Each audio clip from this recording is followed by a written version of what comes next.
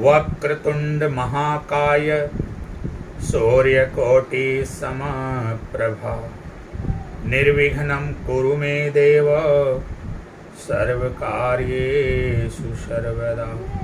वासनात् वासुदेवस्य वासितं भुवं त्रयं सर्वभूतनिवासोऽसि वासुदेव नमोस्तुते। नमस्कार। जैसा कि आप सभी लोग जानते हैं, पिछले कई दिनों से लगातार मैं विभिन्न लग्नों की चर्चा पर चर्चा आपसे कर रहा हूं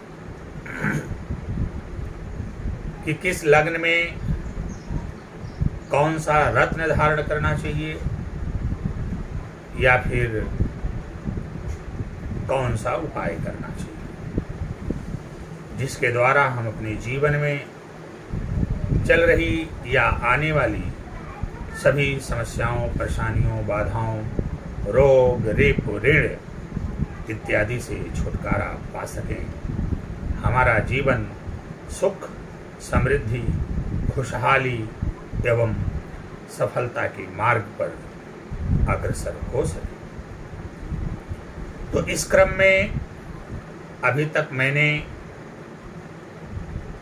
कुल 8 लग्नों की चर्चा किया है, जिनमें से मेष लग्न, वृषभ लग्न, मिथुन लग्न, कर्क लग्न, सिंह लग्न, कन्या लग्न, तुला लग्न और वृश्चिक लग्न शामिल है।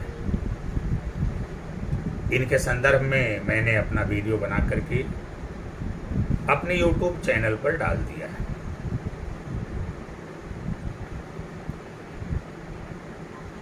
आज हम बात करेंगे धनु लग्न वालों के बारे में कि धनु लग्न के व्यक्तियों को कौन सा रत्न धारण करना चाहिए या फिर उन्हें किस प्रकार का उपाय करना चाहिए, जिससे कि उनके जीवन में चल रही आने वाली सभी समस्याएं, परेशानियां, बाधाएं, रोग, रिपु, ऋण इत्यादि का शमन हो और उनके जीवन में सुख, समृद्धि, खुशहाली आए तथा सफलता का मार्ग प्रशस्त हो। इससे पहले कि हम अपनी चर्चा को आगे बढ़ाएं, यदि आप लोगों ने हमारे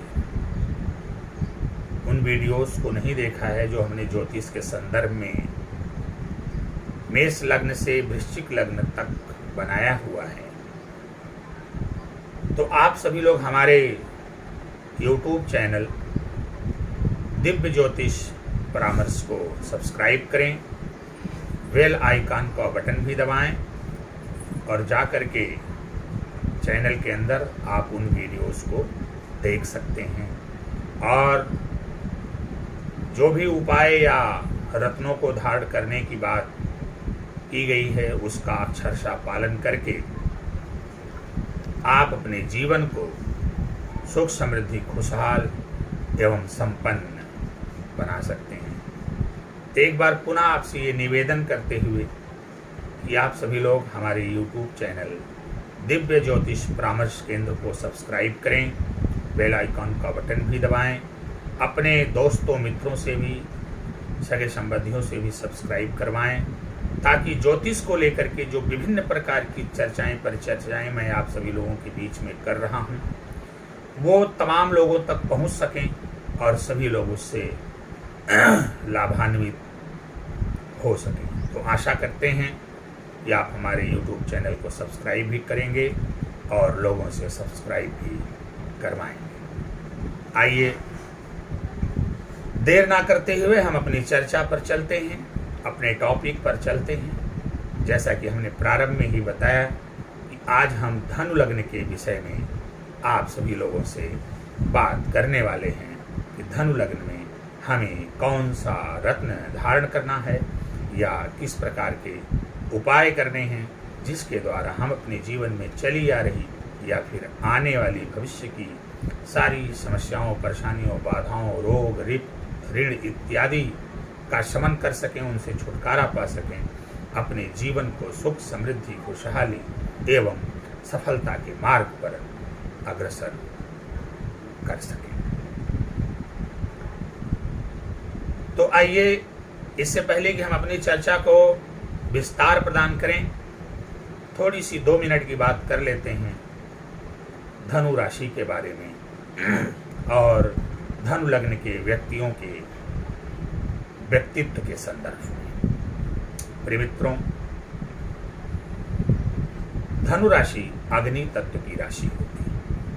धनु लग्न के जो व्यक्ति होते हैं वो बड़े ही समझदार होते हैं, बड़े ही बुद्धिमान होते हैं, बड़े कर्मठी होते हैं और बहुत ही ईमानदार भी होते हैं। ये कटिबद्ध प्रतिबद्ध होते हैं और अपने लक्ष्य के प्रति पूर्णतया समर्पित होते हैं। एक बार अपने दिल में जो ये ठान लेते हैं उसे पूरा करके ही दम लेते हैं। एट एनी रेट, किसी भी सूरत में ये अपने लक्ष्य को हासिल करना चाहते हैं। एक प्रकार से कहा जा सकता है कि ये महत्वाकांक्षी भी होते हैं। अपनी महत्वाकांक्षा को पूर्ण करने के लिए ये किसी भी स्तर तक जाने के लिए तैयार रहते हैं। इनका स्वभाव बहुत ही कर्मठशील होता है, लेकिन वहीं दूसरी तरफ ये बड़े खर्चीले स्वभाव के होते हैं। खर्च करने के मामले में बहुत आगे रहते हैं। इनके पास पैसा जल्दी टिकता नहीं है। जब तक ये पैसे को खर्च कर नहीं लेते, इनकी आत्मा में शांति नहीं मिलती। इसलिए इनका जो स्वभाव होता है वो खर्च करने का ही होता है। प्रेम के मामले में बड़े समर्पित लोग होते हैं। जिससे प्रेम करते हैं उसके प्रति बहुत ही भावुक और इमोशनल होते हैं। हद से भी ज्यादा उसे प्यार करते हैं, उसे सम्मान देते हैं, लेकिन कभी कभी कठोर भी हो जाते हैं। इनके चेहरे का जो बनावट होती है वो बहुत ही आकर्षक एवं लुभावना होता है। इनकी नाक थोड़ी सी लंबी होती है। हथेली उंगलियों से भी लंबी होती है और जो इनकी हथेली है वो कलाई की तरफ चौड़ी, लेकिन जैसे जैसे उंगलियों की तरफ बढ़ेंगे थोड़ा पतला होता चला जाता है। इनके बाह पर या चेहरे पर या सीने पर तिल का निशान अवश्य होता है। ये थोड़े से अहंकारी भी होते हैं। परिवार से दूर रहना पसंद करते हैं। अपने सगे संबंधियों, रिश्तेदारों से, पारिवारिक जनों से, खास तौर से जिनका इनसे खून का रिश्ता होता है, उससे ये दूर रहना चाहते हैं। अपने खर्चीले स्वभाव और अहंकार के कारण कभी कभी ये अपना बहुत बड़ा नुकसान कर लेते हैं। संक्षेप में बस हम इतना ही कहेंगे कि धनु लग्न के लोग बड़े ही मेधावी, तेज तर्रार, अपने लक्ष्य के प्रति समर्पित, ईमानदार और अच्छे व्यक्तित्व के मालिक होते हैं। इनके हृदय में बहुत ही अधिक उदारता एवं विशालता पाई जाती है। ये एक बहुत अच्छे दोस्त साबित होते हैं। अपने मित्रों, दोस्तों के प्रति बड़े ही वफादार होते हैं और बुद्धिमान, चतुर भी बहुत होते हैं। किसी से अपना काम कैसे निकलवाना है, इस कला में ये माहिर होते हैं। तो ये संक्षेप में हमने धनु लग्न के व्यक्तियों के व्यक्तित्व के संदर्भ में आपसे कुछ बताने का प्रयास किया। जैसा कि हम बार बार एक बात आपसे कहते हैं कि आने वाले दिनों में हम कुछ वीडियोज ऐसे बनाएंगे कि अलग अलग लग्नों, अलग अलग राशियों, अलग अलग ग्रहों की चर्चा पर चर्चा आपसे करेंगे कि किस लग्न के व्यक्ति कैसे होते हैं, किस राशि के लोग कैसे होते हैं, और फिर चर्चा करेंगे कौन सा ग्रह किस घर में है तो आपको क्या फल देगा। इस संदर्भ में हम आपके समक्ष वीडियो बनाकर प्रस्तुत करेंगे और आशा करते हैं कि आप सभी लोग उन वीडियोस को देख करके अपने जीवन को सुखमय, समृद्ध एवं खुशहाल बनाने का प्रयास अवश्य करें। आइए पुनः अपनी उस चर्चा को आगे बढ़ाते हैं जिसमें हमने ये निर्धारित किया है कि अभी जो हमारा वीडियो बन रहा है उसमें हम आपसे बात करेंगे कि यदि आप फला लग्न के हैं तो आपके लिए कौन सा रत्न उपयुक्त है या फिर आपके लिए कौन से उपाय श्रेयस्कर है। आज चूंकि बात धनु लग्न की हो रही है तो सबसे पहले हमारे लिए जान लेना आवश्यक है कि कौन लोग धनु लग्न के होते हैं, किनकी कुंडली धनु लग्न की होती है। जैसा कि आप सभी लोग जानते हैं, कुंडली में कुल, जब हम कोई कुंडली का निर्माण करते हैं तो कुंडली में कुल 12 भाव बनाते हैं, 12 खाने बनाते हैं, जिन्हें हम 12 घर भी कहते हैं, 12 भाव भी कहते हैं। तो आपने कुंडली का निर्माण किया तो जो उसका पहला खाना है उसी को लग्न बोला जाता है, और उसमें जो राशि होती है, उसका जो राशिश होता है, उस राशि का जो स्वामी होता है उसे हम लग्नेश बोलते हैं। तो अगर हम धनु लग्न की बात करें तो प्रथम भाव में धनु राशि होती है। राशियों के क्रम में धनु राशि 9वें नंबर पर आती है और उसमें धनु राशि होती है। इसलिए धनु लग्न के जो लग्नेश हो गए, धनु राशि का जो स्वामी है वो बृहस्पति है। तो यहाँ पर लग्नेश आपके लिए स्वयं बृहस्पति हो गए। और आप जानते हैं कुंडली किसी भी लग्न की हो, बृहस्पति की बड़ी महत्वपूर्ण भूमिका होती है। बृहस्पति का जो रोल होता है वो हमारे जीवन में बहुत ही महत्वपूर्ण होता है, क्योंकि बृहस्पति को गुरु का दर्जा प्राप्त है, देवताओं की गुरु है और इनकी दृष्टि में अमृत होती है। तो बात अगर हम धनु लग्न की कर रहे हैं तो धनु लग्न वालों के लिए लग्नेश बृहस्पति होते हैं। तो लग्नेश के संदर्भ में हम आपको बताएं उससे पहले यहाँ पर यह जान लेना जरूरी है कि जब लग्न कोई भी हो उसमें लग्नेश, पंचमेश, नवमेश का रत्न धारण किया जाता है, अगर वो अच्छी स्थिति में है तो। और अगर अच्छी स्थिति में नहीं है, बुरी स्थिति में है, तो फिर हम उनका उपाय करते हैं, जप, दान, पूजा, पाठ, सत्कर्म आदि। तो धनु लग्न वालों के लिए लग्नेश बृहस्पति हो गए। मैंने एक बात और आप लोगों से कहा है कि किसी भी कुंडली में लग्न और लग्नेश दोनों का बलि होना परम आवश्यक है। अगर आप चाहते हैं कि आपका जीवन सुखी हो, समृद्ध हो, खुशहाल हो, आपके जीवन में तरक्की आए, कामयाबी मिले, आपको आपके लिए सफलता के रास्ते खुलें, सफलता के मार्ग प्रशस्त हो, तो एक बात मान करके चलिए कि आपका लग्न और लग्नेश दोनों बलि होना चाहिए, क्योंकि जो लग्नेश होता है वो आपके व्यक्तित्व का मालिक होता है और पूरी कुंडली का स्वामी होता है, पूरी कुंडली का अधिपति होता है, पूरी कुंडली का राजा होता है, पूरी कुंडली का इंजन होता है, जो पूरी कुंडली को, आपके जीवन को चलाने का काम करता है। इसलिए लग्नेश का बलि एवं शुभ होना नितांत आवश्यक है। तो धनु लग्न में हम चर्चा कर रहे हैं अभी लग्नेश की। जैसा कि मैंने आपको बताया कि यहाँ पर लग्नेश बृहस्पति है। इसके अलावा इनकी जो एक राशि और है, मीन राशि के भी स्वामी होते हैं। तो इनकी जो मीन राशि है वो चौथे भाव में पड़ती है। भूमि, भवन, वाहन, माता, जनता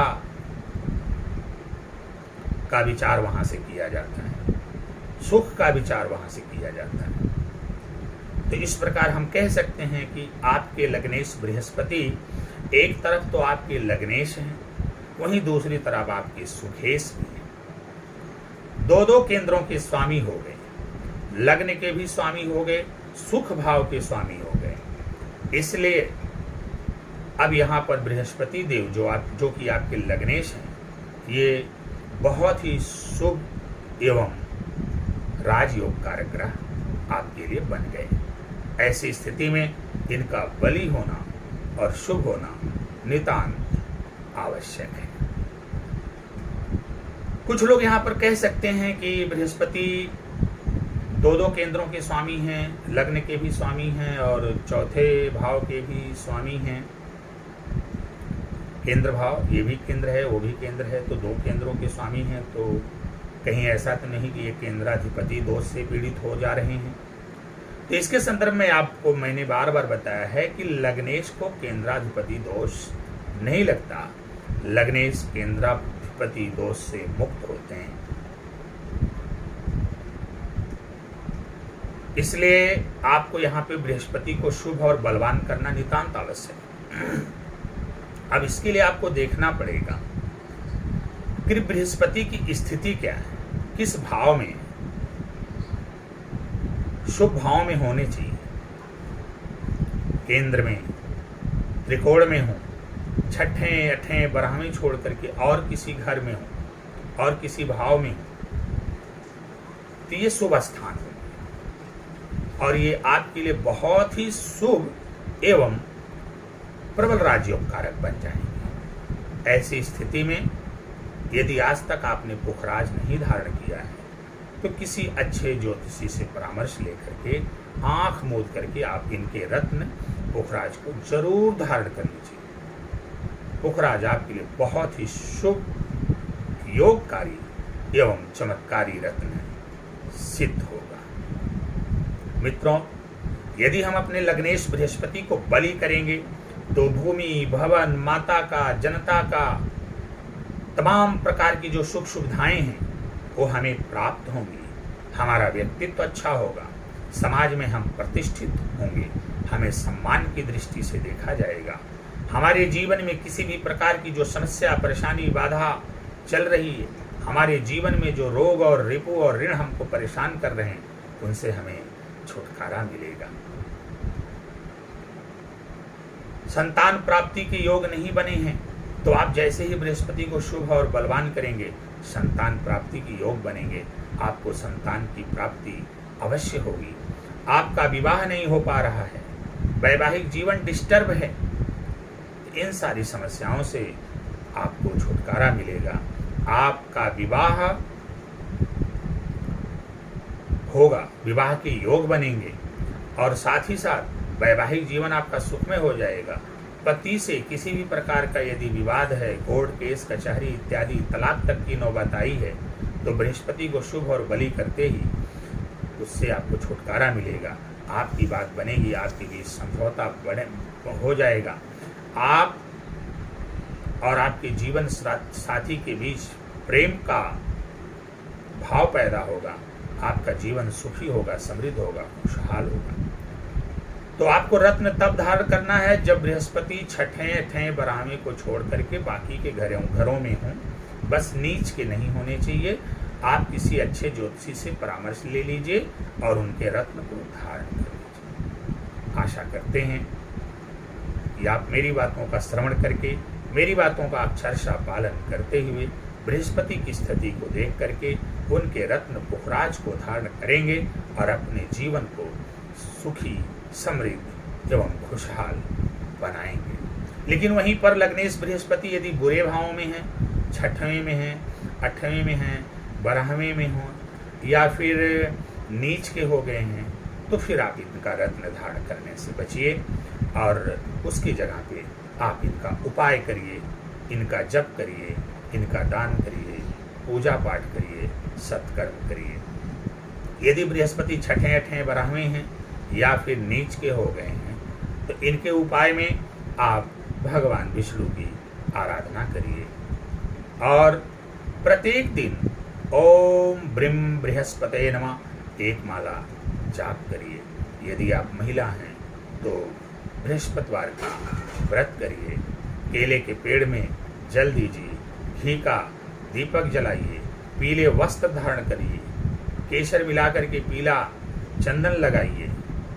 इस तरह से आप बृहस्पति को शुभ और बलवान करने में सक्षम हो जाएंगे। इसके अलावा आप बड़े बुजुर्गों का सम्मान करिए, उन्हें उपहार प्रदान करिए, ब्राह्मणों की सेवा करिए, उन्हें दान दीजिए, अपने बड़े भाई का आदर करिए, सम्मान करिए, पति के साथ अच्छा व्यवहार करिए। कुल मिला जुला के संक्षेप में कहें, जो आपसे बड़े लोग हैं उन बड़े लोगों का आप सम्मान करिए, उनकी सेवा करिए, वृद्धों का सम्मान करिए। ऐसा आप करेंगे तो निश्चित रूप से आपकी बृहस्पति शुभ और बली होंगे। गौ माता को केला खिलाइए। इसके अलावा आप 4 बृहस्पतिवार 400 ग्राम चने की दाल, 4 गांठ हल्दी किसी मंदिर में दान करिए। यदि आप बृहस्पति को शुभ और बलवान करते हैं, जैसा कि मैंने कहा, यदि शुभ भाव में हैं किसी अच्छे ज्योतिषी से परामर्श करिए, उनके रत्न पुखराज को धारण करिए। और यदि अशुभ भाव में हैं तो फिर आप उनका उपाय, जैसा कि मैंने अभी आपको बताया, उपाय करिए। यदि इस प्रकार से आप अपने लग्नेश और जो कि सुखेश भी होते हैं उन्हें मजबूत और बलवान कर लेंगे, आप अपने बृहस्पति को शुभ कर लेंगे, तो ये मान के चलिए आपका जीवन चमत्कारिक रूप से उन्नति की तरफ अग्रसर होगा। आपके जीवन में चल रही आने वाली जो भी समस्याएं, परेशानियां, बाधाएं, रोग, ऋण इत्यादि हैं, सबका शमन होगा। आपका जीवन सुख, समृद्धि, खुशहाली एवं सफलता के मार्ग पर अग्रसर होगा। आपको पुत्र सुख की प्राप्ति होगी। आपका वैवाहिक जीवन सुखमय होगा। नौकरी में कोई अड़चन है वो अड़चन खत्म होगी। नौकरी के अवसर बनेंगे। यदि आपका प्रमोशन नहीं हो पा रहा है तो प्रमोशन भी होगा। साथ ही साथ आप कोई बिजनेस व्यापार करना चाहते हैं और नहीं कर पा रहे हैं तो बिजनेस और व्यापार करने के भी योग बनेंगे। यदि आप पहले से ही बिजनेस व्यापार कर रहे हैं, उसमें आपकी उम्मीद के मुताबिक सफलता नहीं मिल पा रही है, तो सफलता मिलना शुरू हो जाएगा। आपके व्यक्तित्व में निखार आएगा। साथ ही साथ अगर कर्ज इत्यादि से आप परेशान हैं तो उससे भी आपको निवृत्ति मिलेगी। आपको माता का सुख मिलेगा, घर का सुख मिलेगा। लोगों के बीच आप आदरणीय और सम्माननीय समझे जाएंगे। आपका जीवन सुख, समृद्धि, खुशहाली एवं सफलता के मार्ग पर अग्रसर होगा। तो आशा करते हैं कि आप हमारी बातों का श्रवण करके अपने लग्नेश बृहस्पति को बलि और शुभ करने का प्रयास अवश्य करेंगे। अब आइए बात करते हैं पंचमेश की। मित्रों, जहां तक धनु लग्न का सवाल है तो धनु लग्न में पंचमेश मंगल होते हैं, क्योंकि पंचम भाव में इनकी मूल राशि होती है मेष राशि। मेष राशि के स्वामी मंगल हैं। लेकिन वहीं दूसरी तरफ, एक तरफ तो पंचम भाव त्रिकोण के स्वामी होकर के अति शुभ हो जाते हैं, लेकिन वहीं दूसरी तरफ इनकी जो दूसरी राशि वृश्चिक राशि है वो व्यय भाव में 12वें घर में होती है। तो अब यहाँ पर मंगल दो घरों के स्वामी हो गए। एक शुभ भाव के स्वामी हैं और एक अशुभ भाव के स्वामी हैं। अब ऐसी स्थिति में अगर हम यहाँ पे मंगल के फल कथन की बात करेंगे तो हम मिश्रित फल कथन करेंगे। कुछ ज़्यादा से ज़्यादा अच्छे फल और कुछ बुरे फलों की भी प्राप्ति होगी, क्योंकि अशुभ भाव के भी स्वामी मंगल देव बनते हैं। परंतु मैंने बार बार एक बात आपसे कहा है कि जो योग कारक ग्रह होते हैं वो हर हाल में आपके लिए अच्छा ही करते हैं। आपको शुभ फल ही प्रदान करते हैं, आपको शुभत्व की ओर लेके जाते हैं, आपके जीवन को सुखी संपन्न बनाने का प्रयास करते हैं। अगर किसी बुरे भाव के स्वामी हो गए हैं या जाकर के बुरे भाव में बैठ गए हैं तो वहां जाकर के वो आपका उतना बुरा नहीं करते जितना कि अन्य ग्रह कर देंगे, क्योंकि ये आपके लिए योग कारक ग्रह हैं, आपकी कुंडली के आपके लिए अच्छे हैं। इसलिए बुरे भाव में बैठ करके उन भावों की बुराई को ही दूर करने में अपने शक्ति का क्षय करते हैं। ऐसी स्थिति में हमें इन ग्रहों को शुभ, बलवान और मजबूत करने का प्रयास अवश्य करना चाहिए। अब पंचमेश मंगल हैं, वहीं व्ययेश भी मंगल हैं, द्वादशेश हैं मंगल। तो एक शुभ भाव के स्वामी हो गए, बुरे भाव के स्वामी हो गए। तो अब आप मंगल की स्थिति को देखिए कि मंगल की स्थिति क्या है। यदि वो बलाबल में ठीक हैं, उनकी स्थिति अच्छी है, शुभ भाव में बैठे हुए हैं, कोई बुरे भाव में नहीं है, नीच के भी नहीं हैं और शुभ भाव में स्थित हैं और बलाबल में ठीक हैं, तो आपको रत्न धारण करने की कोई विशेष आवश्यकता नहीं है। परंतु यदि बलाबल में कमजोर हैं, अस्त हैं, मृत हैं, विद्ध हैं और शुभ भाव में हैं, तो आप किसी अच्छे ज्योतिषी से परामर्श लेकर के इनके रत्न मूंगा को धारण कर लीजिए। लेकिन अगर बलाबल ठीक है तो मैं फिर यही बात दोहराऊंगा कि यदि आप धनु लग्न के हैं और मंगल बलाबल में ठीक हैं, तो आप इनके रत्न को धारण करने से परहेज करें, रत्न ना धारण करें, ज़्यादा अच्छा होगा। इसके अलावा यदि मंगल अशुभ भाव में स्थित हैं, पाप कर्तरी में फंसे हुए हैं, नीच के हो गए हैं, छठे हैं, अठे हैं, बराहवें हैं, तब तो आपको इनका रत्न बिल्कुल भी धारण नहीं करना है। ऐसी स्थिति में अब आपको इनका उपाय करना है। उपाय क्या करेंगे? प्रत्येक मंगलवार हनुमान जी का व्रत करिए।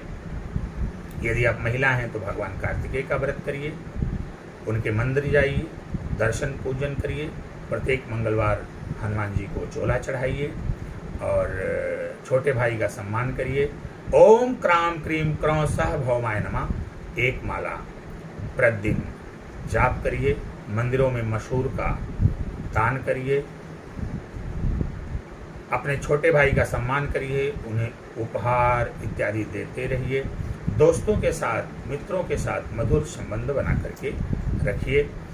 तो यदि मंगल देव शुभ भाव में स्थित हैं, बलाबल में ठीक हैं, तो रत्न धारण करने से बचें।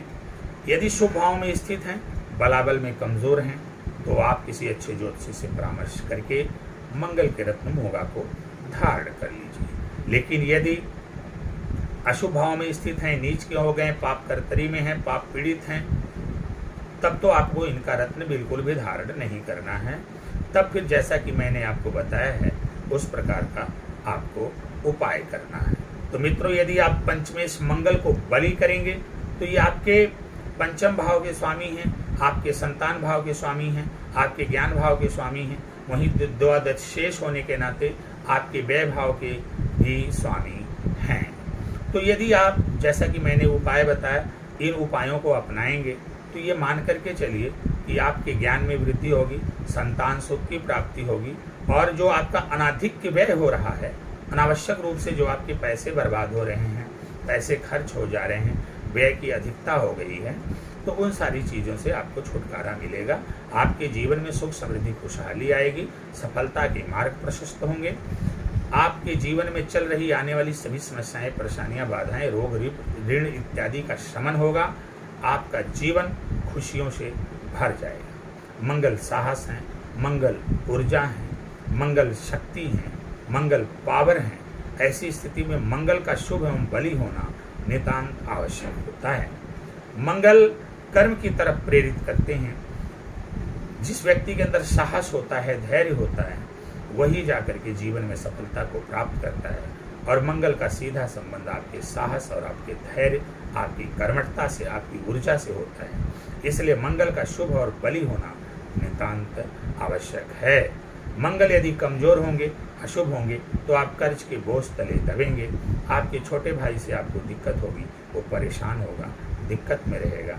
नाना प्रकार की परिवार में समस्याएं उत्पन्न होगी, नौकरी में बाधा आएगी, नौकरी नहीं लगेगी, प्रमोशन आपका रुकेगा और भूमि भवन वाहन इत्यादि में आपका नुकसान होगा, वहाँ पर आपकी वृद्धि और विकास नहीं होगा।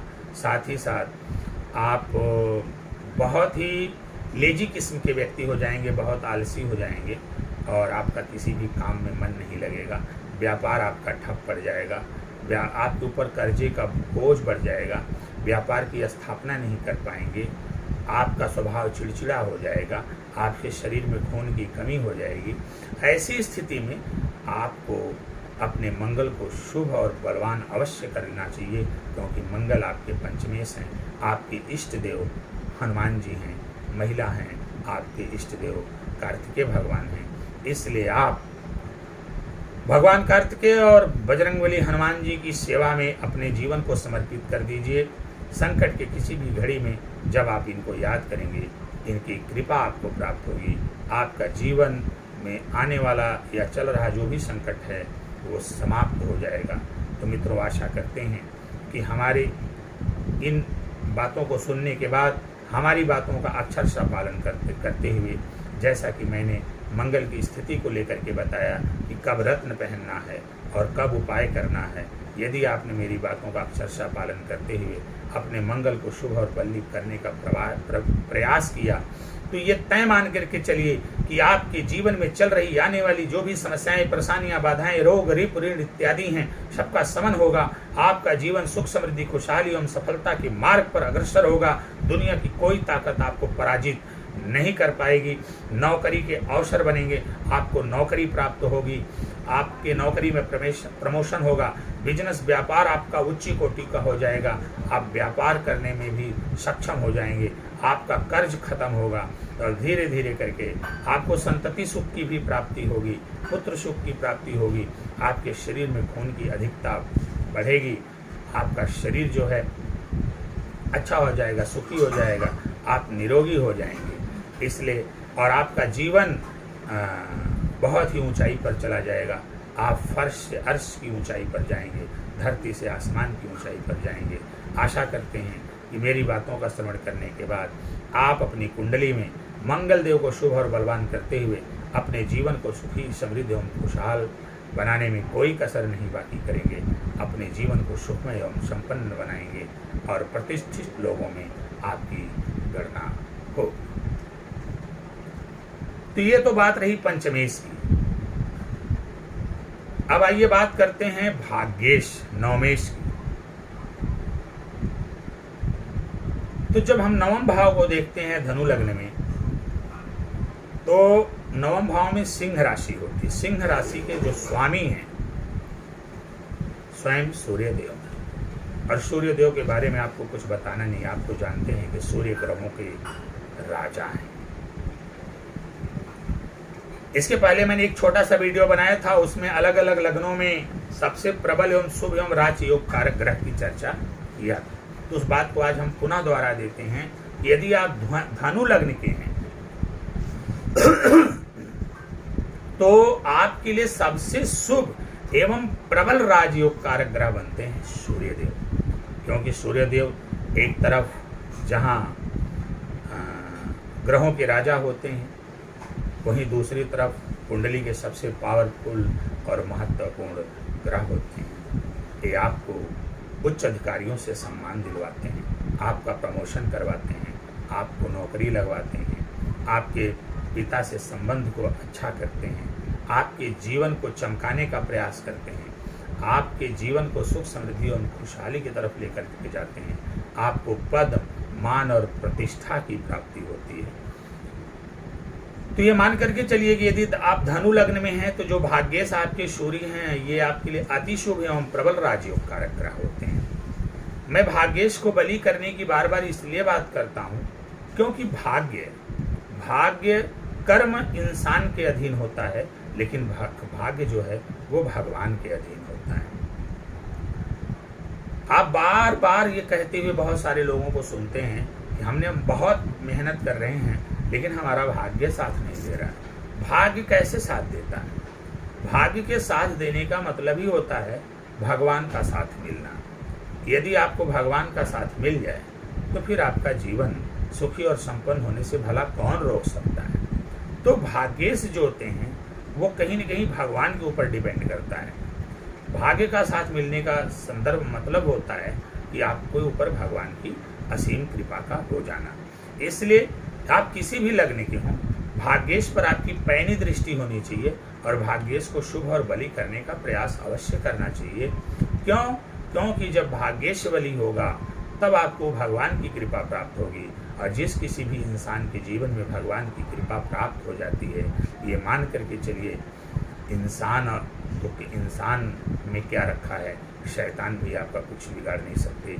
जिसके ऊपर सीधे ईश्वर की अनुकंपा बन गई हो, उसे दुनिया में भला आगे बढ़ने से कौन रोक सकता है। और जिसके भाग्य के अधिपति, भाग्य के स्वामी स्वयं सूर्य देव हों, तो फिर ऐसा व्यक्ति ढूंढना बड़ा ही मुश्किल होता है।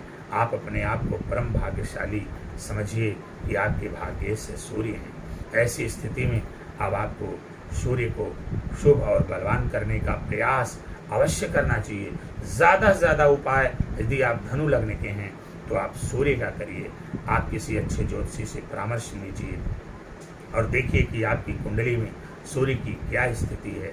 सूर्य आपके भाग्येश होकर के किस भाव में बैठे हुए हैं, शुभ भाव में हैं, केंद्र में हैं, त्रिकोण में हैं, छठे अठे बराहवे में नहीं हैं, तो मैंने आपसे कहा बलाबल में कमज़ोर हूँ या पूर्ण बलाबल में हूँ, किसी भी अवस्था में हूँ, इनके रत्न को आप आँख मूंद करके धारण करिए, क्योंकि आपके लिए माणिक्य यहाँ पर महाचमत्कारी और प्रबल भाग्यकारी रत्न होने जा रहा है। तो एक बार पुनः ये बताते हुए कि आप अच्छे ज्योतिषी से परामर्श लीजिए। आप धनु लग्न के हैं, सूर्य की स्थिति को चेक करवाइए। सूर्य यदि शुभ भाव में अवस्थित हैं, छठे अठे बराहवे में नहीं हैं, नीच के नहीं हैं, तो आप इनके रत्न को धारण कर लीजिए आँख मूंद करके।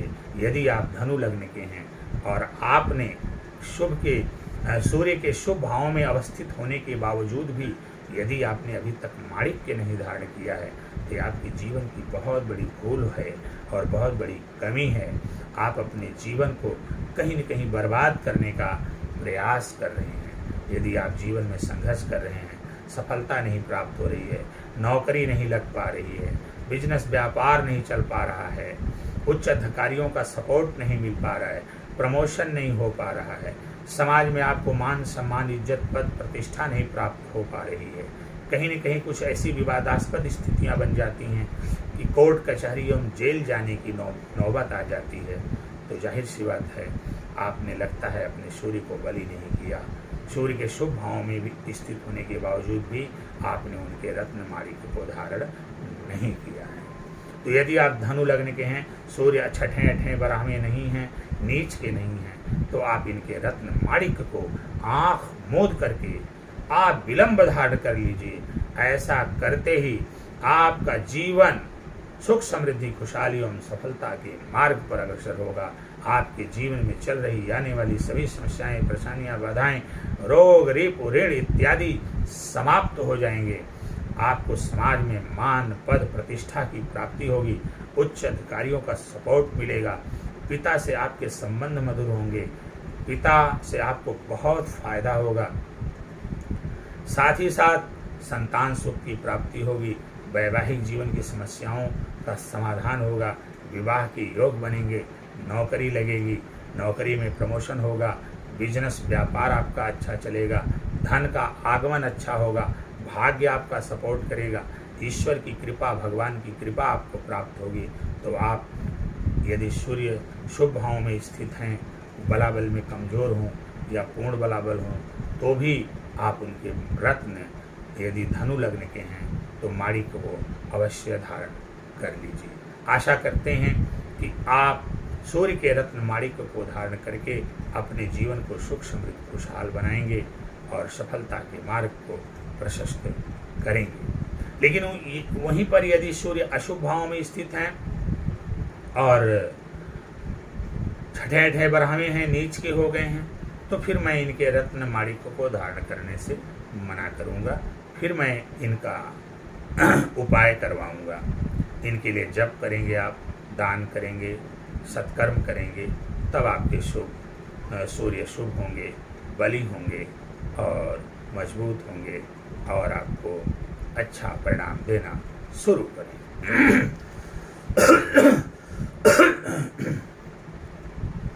क्षमा चाहते हैं, थोड़ा सा मौसम बदल रहा है तो उसका असर है।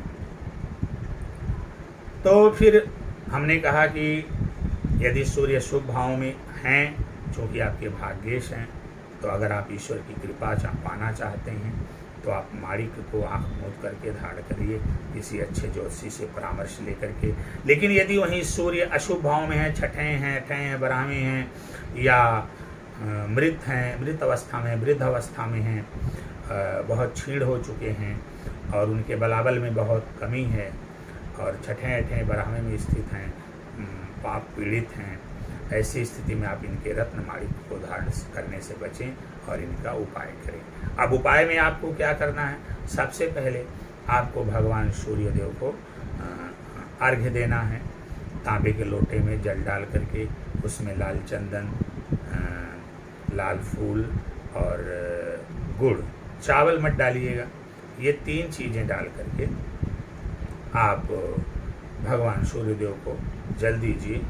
दायां पैर बाहर आगे निकालिए, बायां पैर पीछे करिए, पंजे पर थोड़ा सा उछलते हुए सूर्यदेव को जल दीजिए। और जल देने का कार्य सुबह में होता है, बहुत सारे लोग होते हैं दोपहर बाद जल देते हैं, तो वो अच्छी स्थिति नहीं होती। सुबह में स्नान करिए और तांबे के लोटे में जल, पुष्प, लाल पुष्प होना चाहिए, लाल रोरी हो और गुड़ हो, ये तीनों चीज़ें मिला करके आप सूर्य भगवान को जल दीजिए। भगवान राम की आराधना करिए। आपके लिए भगवान राम की आराधना बड़ी ही महत्वपूर्ण है। विष्णु जी की आराधना करिए, भगवान राम की आराधना करिए। प्रत्येक दिन मंदिर जाने का प्रयास करिए। प्रत्येक दिन नहीं जा पा रहे हैं तो कम से कम हर बृहस्पतिवार आप एक अपना नियम बना लीजिए, मंदिर में जाइए। पिता समान व्यक्तियों का सम्मान करिए, उनको इज्जत दीजिए, मान दीजिए, सम्मान दीजिए, कुछ न कुछ उनको उपहार भी प्रदान करिए। साथ ही साथ आप मंदिरों में गुड़ का दान करिए। बहते हुए जल में गुड़ और गेहूं प्रवाहित करिए। बंदरों को गुड़ में गेहूं मिलाकर खिलाने का प्रयास करिए। तो इस प्रकार से यदि आप सूर्यदेव को बलि और शुभ करते हैं, यदि शुभ भाव में हैं, तो मैंने आपसे कहा कमज़ोर हों या बलवान हों तो भी आप इनके रत्न माणिक को आँख मूंद करके अवश्य धारण करें।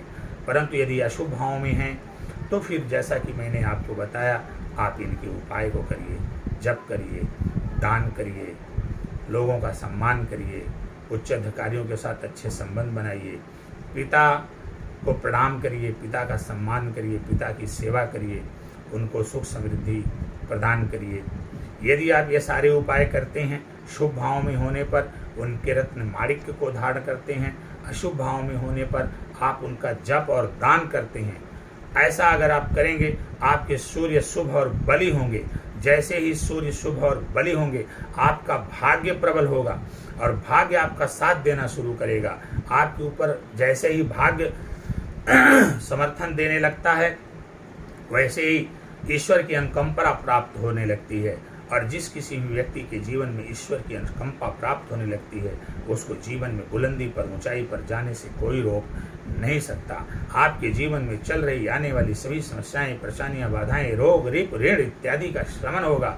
आपका जीवन सुख समृद्धि, खुशहाली एवं सफलता के मार्ग पर अग्रसर होगा। आपको नौकरी नहीं लग पा रही है, 100% गारंटी के साथ आपको नौकरी लगेगी। प्रमोशन किसी वजह से रुका हुआ है, 100% गारंटी के साथ आपका प्रमोशन भी होगा। आपके बिजनेस व्यापार में किसी प्रकार की दिक्कत चल रही है तो आपका बिजनेस व्यापार भी चलना चाहिए। धनु लग्न वालों को प्रयास करना चाहिए वो शोरूम का बिजनेस करें, उनके लिए बहुत ही फायदेमंद होगा। क्योंकि जैसे ही शोरूम का आप बिजनेस करेंगे, आपके सूर्य बली होंगे और आपका भाग्य चमकने लगेगा और आपको भाग्य इसका समर्थन प्राप्त होगा, ईश्वर की अनुकंपा प्राप्त होगी। तो यदि आप अपने सूर्य को शुभ भाव में स्थित होने पर माणिक को धारण करके, अशुभ भाव में स्थित होने पर उनके उपाय करके बलवान कर लिए, तो मित्रों ये तय मान करके चलिए कि आपके जीवन में जो भी समस्या, परेशानी, बाधा, रोग, रिप, ऋण हैं, वो सबका शमन होगा। आप सम्मान में प्रतिष्ठित होंगे, आपको सामाजिक व्यक्ति समझा जाएगा, लोगों द्वारा आपको इज्जत मिलेगी, अधिकारी आपके प्रति सम्मान का भाव रखेंगे वो आपकी कृपा पात्र होंगे, आपको प्रमोशन होगा, पुत्र सुख की प्राप्ति होगी, विवाह के योग बनेंगे, वैवाहिक जीवन आपका सुखमय हो जाएगा। कोई भी किसी भी प्रकार की आप सरकारी उलझन में है, सरकारी काम है आपका फंसा हुआ है, कोर्ट केस कचहरी के चक्कर लग रहे हैं, इनसे आपको छुटकारा मिलेगा। मित्रों, आशा करते हैं कि हमारा ये वीडियो देखने के बाद किस प्रकार से हमने लग्नेश से लेकर के पंचमेश और नवमेश अर्थात भाग्येश तक की बात किया, कौन कौन से उपाय बताए, कब रत्न पहनना है और कब आपको जप और दान करना है। यदि हमारी वीडियोस को देखने के बाद आपने उन उपायों का अक्षरशः पालन किया तो ये मेरी गारंटी, स्वयं की गारंटी है कि आपके जीवन को सुख समृद्धि खुशहाली और सफलता के मार्ग पर जाने से कोई नहीं रोक सकता। आपका जीवन सुखी और समृद्ध हो जाएगा। आप आशातीत सफलता प्राप्त करेंगे, आपकी समस्त मनोकामनाएं पूर्ण होंगी, आपका जीवन सुखी एवं समृद्ध होगा। एक बार पुनः इस बात को आप दोहराते हुए कि लग्नेश पंचमेश भाग्येश के रत्नों को धारण करें। यदि अशुभ भाव में हैं तो जैसा कि हमने बताया इनके जप दान पूजा पाठ इत्यादि को करें। यदि आप ऐसा करेंगे तो आपका जीवन बहुत ही कल्याणकारी हो जाएगा, स्थितियां सब सही हो जाएंगी, दुर्घटनाएं नहीं होंगी, परिवार में कोई अप्रत्याशित घटना नहीं घटेगी, आपको हर प्रकार की सुख सुविधा मिलेगी, भाग्य का समर्थन मिलेगा, भगवान की कृपा आपके ऊपर प्राप्त होगी। तो आशा करते हैं कि आप सभी लोग हमारी इन बातों का अनुसरण करेंगे, अक्षरशः पालन करेंगे, अपने जीवन को सुख समृद्ध खुशहाल एवं सफल बनाने का प्रयास करेंगे। साथ ही साथ मेरा आपसे एक निवेदन है कि यदि आप चाहते हैं, मुझसे चेक करवाना चाहते अपनी कुंडली को या आपकी कोई समस्या है तो आप कमेंट बॉक्स में अपना कमेंट डालिए, अपना डेट ऑफ बर्थ डालिए, समय डालिए, स्थान डालिए। जैसे ही समय मिलेगा हम आपको कुंडली को अवश्य चेक करेंगे और आपके बारे में बताने का प्रयास करेंगे कि आपको रत्न धारण करना है या फिर किसी भी प्रकार का उपाय करना है। तो अंत में एक बार पुनः इस बात को दोहराते हुए कि यदि हमारा वीडियो आपको अच्छा लगा हो तो आप अधिक से अधिक लाइक, कमेंट और शेयर करें। साथ ही साथ चैनल को सब्सक्राइब करें, बेल आइकन और बटन दबाएं। यदि आप ऐसा करेंगे तो ये हमारे लिए आपके द्वारा किया गया बहुत बड़ा सहयोग होगा और आपका यह सहयोग केवल हमारे लिए नहीं होगा, इस दुनिया में, इस संसार में जितने भी लोग परेशान हैं सबके लिए सहयोग होगा। इसलिए आप हमारे इस वीडियो को अधिक से अधिक लाइक, कमेंट, शेयर करें, चैनल को सब्सक्राइब करें, लोगों से सब्सक्राइब करवाएं। मेरे चैनल का नाम है दिव्य ज्योतिष परामर्श केंद्र। तो आशा करते हैं कि आप सभी लोग हमारी बातों का अनुसरण करके अक्षरशः पालन करते हुए अपने जीवन को सुख समृद्ध खुशहाल बनाने का प्रयास करेंगे। आज के लिए बस इतना ही। अब अगली चर्चा हम करेंगे मकर लग्न के लोगों के बारे में। भगवान आपका कल्याण करें, आपका जीवन सुखमय एवं मंगलमय हो, आपके जीवन में सुख समृद्धि खुशहाली आए, ये मेरा आशीर्वाद है आप लोगों के लिए। हम आज के लिए बस इतना ही। हम आप सभी लोगों से विदा लेते हैं, फिर मिलेंगे। नमस्कार।